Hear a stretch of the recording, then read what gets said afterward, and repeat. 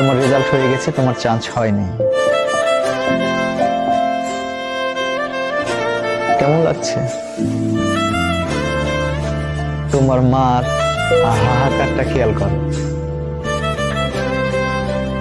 তোমার সামাজিক মর্যাদাটা খেয়াল করো, কোথায় গেছে? তোমরা তো খুবই স্বাভাবিক, স্বাভাবিক থাকারই তো কথা। তবে আমার ব্যাপারে কোনো ইমোশন আছে? থাকবে কেন? বাবা তো কখনো বুঝতেই দেয়নি, মা তো কখনো বুঝতেই দেয়নি যে তারা তাদের রক্তকে প্রতিনিয়ত পানি করে তোমার জন্য ইফোর্ট করছে, তোমার মুখের একটু হাসি দেখার জন্য, একটু খুশি দেখার জন্য রাত দিন পরিশ্রম করে যাচ্ছে, দিনের পর দিন নিজেকে যন্ত্রণা দিয়ে যাচ্ছে। বারবার রিকোয়েস্ট করেছে, মিনতি করেছে যে তোমার পড়া দরকার, তোমাকে সিরিয়াস হওয়া দরকার। আর তুমি তোমার সেই সিরিয়াসনেস না থাকার কারণে আজকে তোমার চান্স হয়নি। কেমন লাগছে ওই বাবার কুচকে যাওয়া মুখ দেখে? কেমন লাগছে ওই মা দুমড়ে মুচড়ে যাওয়া দেখে?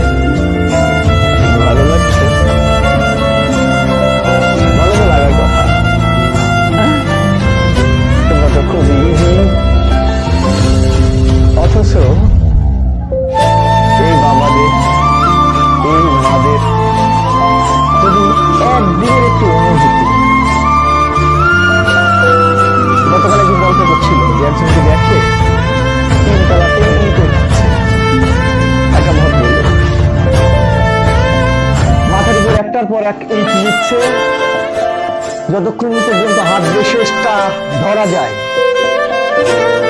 নিয়ে তিনতলাতে ও 1 ঘন্টা যাবত অপেক্ষা করছে এবং দেখছে লোকটা কিভাবে কাজ করে। অনেক কষ্ট করে নিয়ে একে একই ভাবে উঠছে, আবার নামছে, ননস্টপ।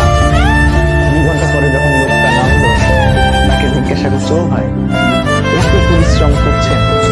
লোকটা ধুলাবালি মাথা রুমাল দিয়ে, গামছা দিয়ে চোখ মুছতে মুছতে বলতে যে ভাই এগুলো করছি আমার ছেলে মেয়ের জন্য, ওরা শহরে আছে, বিশ্ববিদ্যালয়, মেডিকেল, নার্সিং অ্যাডমিশন দেওয়ার জন্য শহরে আছে, ওদের জন্য টাকা যোগান দেওয়ার জন্য।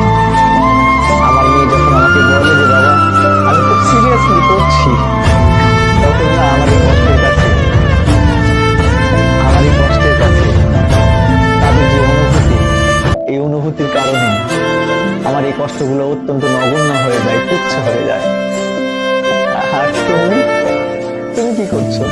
সারাদিন ওরকম পরিশ্রম করবার পর তোমার বাবা 800 থেকে 1000 টাকা পাচ্ছে, আর তোমার মা, আমি আগে বুঝতাম না জানো, আগে জানতাম না, এখন বুঝি।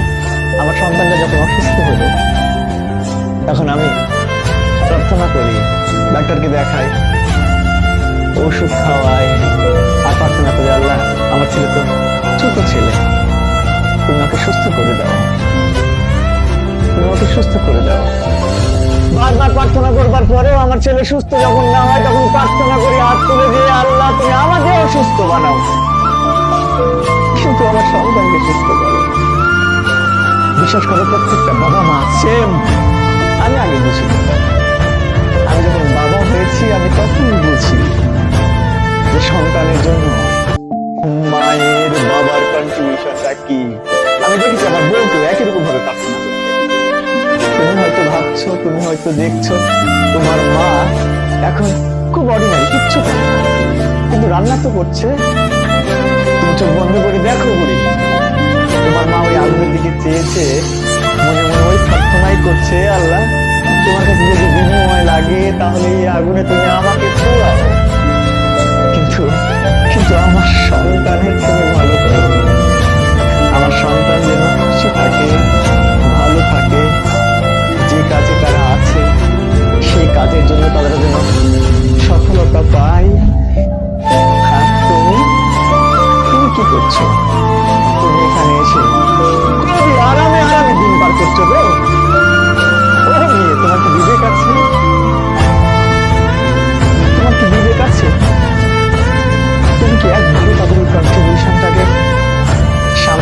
পেরেছো? কি বাবাকে ফোন দিতে চাইলা না? বাবার হার্ট অ্যাটাক করবে, ওই অনুভূতি তো আছে যে তোমার নিউজ, খারাপ নিউজ পেলে বাবা হার্ট অ্যাটাক করতে পারে। তাহলে কতটা যন্ত্রণা পেলে একটা মানুষ কলাপস করতে পারে, এই অনুভূতি আছে।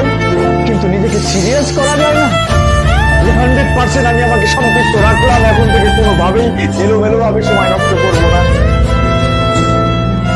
আমি নিজে বিশ্বাস করি, অনেক করে বিশ্বাস করি, এখানে সবচেয়ে ভালো শিক্ষক দিলেও সব পেপার গুলো একদম হুবহু করছি, এখান থেকে হবে কোশ্চেন গুলো, এই পেপার গুলো ইনশিওর করলেও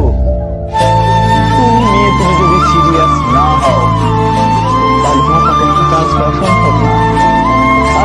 আর এই পেপার শুধু বাইবেল না, কোরআন না, যে সব এখান থেকে সবকিছু হবে, তার মানে আরো অনেক কিছু জানতে হবে, করতে হবে। তুমি যদি সিরিয়াস না হও তাহলে পড়াশোনা কিভাবে হবে, কিভাবে সম্ভব?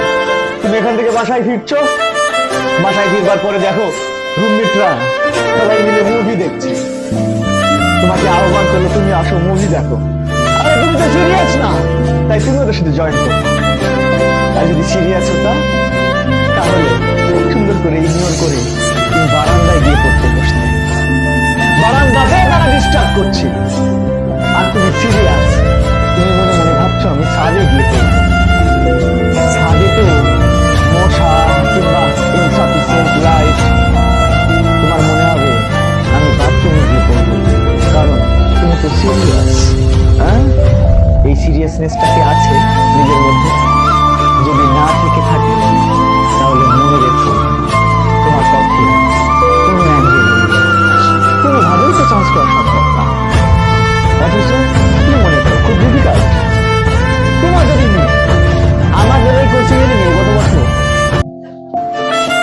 বঙ্গবন্ধুতে 97 ফার্স্ট হয়েছে, 9 জন নিয়ে আমাদের ওখানে চান্স হয়েছে, সকলের মার্কস 90 উপরে, বা 2-1 আছে 88, 87 এরকম দিয়েও আমাদের ছেলে মেয়েরা ওখানে হয়েছে। এত সহজ কোচিং তোমাদের। ওরা বলে স্যার আসলে একটা ছেলে মেয়ে যদি একটু সিরিয়াস হয় তার পক্ষে একটা চান্স পাওয়া কোনোভাবেই কঠিন। আর তোমরা তো এই জন্য একবার ফেল মারছো নিজের ব্যাপারে, সিরিয়াস না থেকে।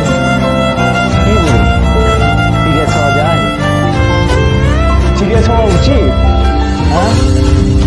তুমি সিরিয়াস হতে চাও